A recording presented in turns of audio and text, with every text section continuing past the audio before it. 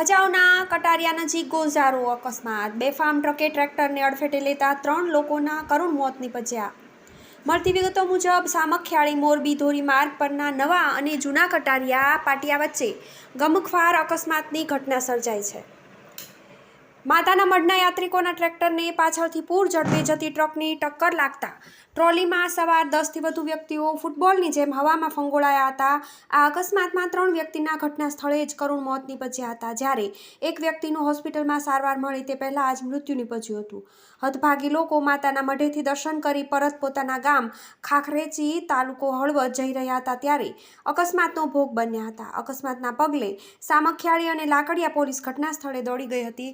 Surajbari ટોલની highway પેટ્રોલિંગની ટીમે ટ્રાફિકને બાજુના માર્ગે વાળી વાહન વ્યવહાર પૂર્વવત કરાવ્યો હતો. Bureau chief Rathod Dharamshibhai, Gandhidham, Kutch, TV18 news.